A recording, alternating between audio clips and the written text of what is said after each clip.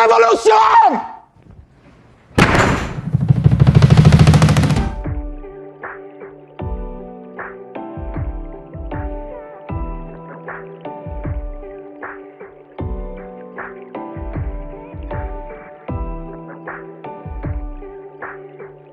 One Battle After Another is a 2025 American black comedy action thriller film written and co-produced and directed by Paul Thomas Anderson. The film is loosely based and inspired by the 1990 novel Vineland by Thomas Pynchon.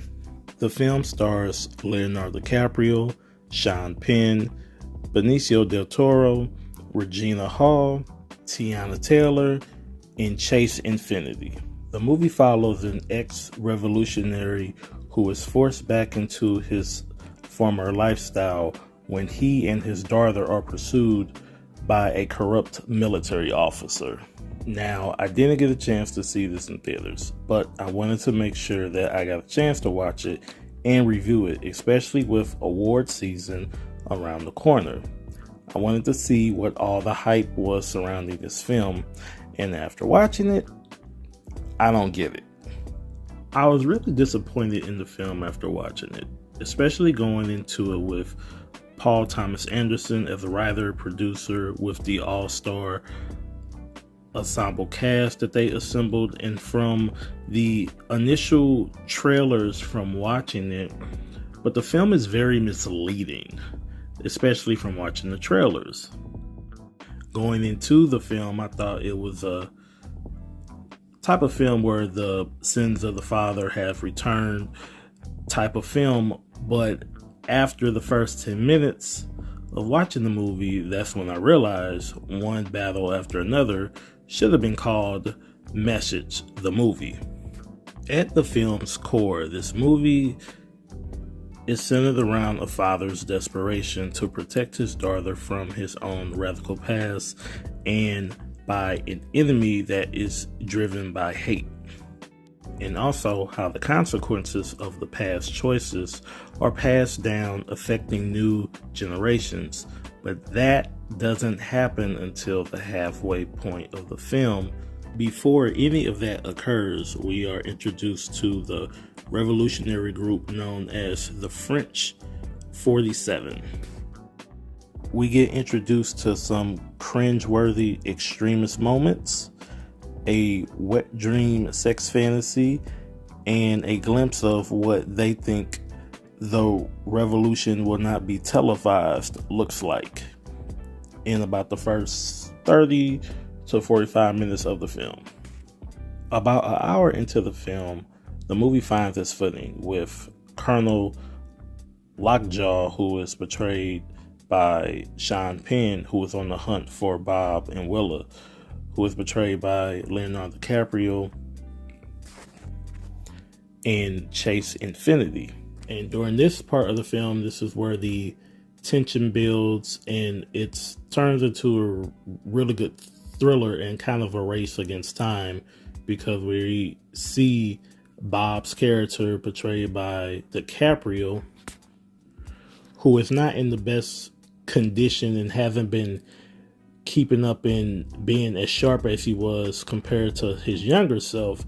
So when this occurrence happens, he is not prepared and he is in panic mode. On the opposite end, seeing his daughter, who is being played by Chase Infiniti, she doesn't take her dad serious. She's really more of the adult within the dynamic of the father-daughter relationship.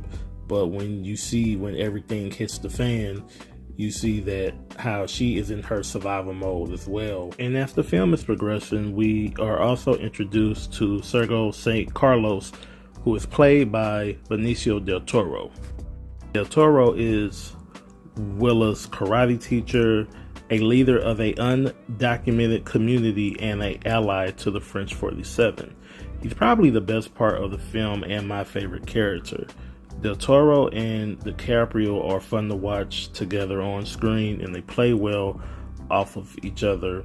And while I am speaking about performances in the cast, Leonardo DiCaprio's performance was solid, but I really didn't find his character that interesting, and his best moments is when he's on screen with Del Toro, and also kind of later on in the film with the performance with Chase Infiniti performance as his daughter.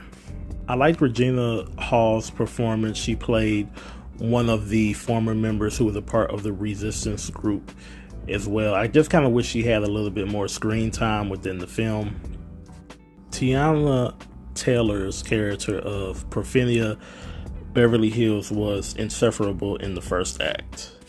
But as much as I didn't care for her, Sean Penn as the film's antagonist, Colonel Lockjaw, is just as bad as she is. He was a cartoon character throughout this film, especially when they introduce his motivation of going after Bob and his daughter, and the kind of the side twist, side story with that. While watching this film, especially when kind of in the middle of the third act, when it was going towards the end of the film, there were things in this movie where I saw a great film. Paul Thomas Anderson, I think he thought he was cooking, but he messed up the food, and within the process he almost burned the kitchen down. And I hate saying that because I like a lot of his previous work, and I just couldn't believe a lot of the direction that they kind of went with in this film.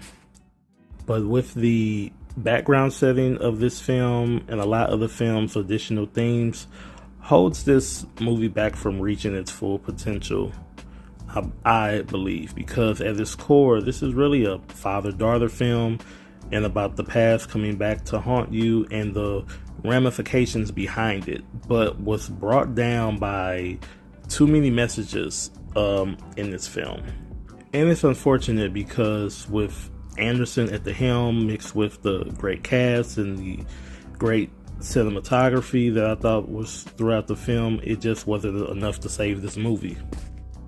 And those are my overall thoughts on One Battle After Another. Thought it was disappointing, especially for everything that was going into the movies. Like I said, especially from watching the previews and the trailers, and kind of with the everything going into it with Anderson at the helm, like I said, the cast and everything.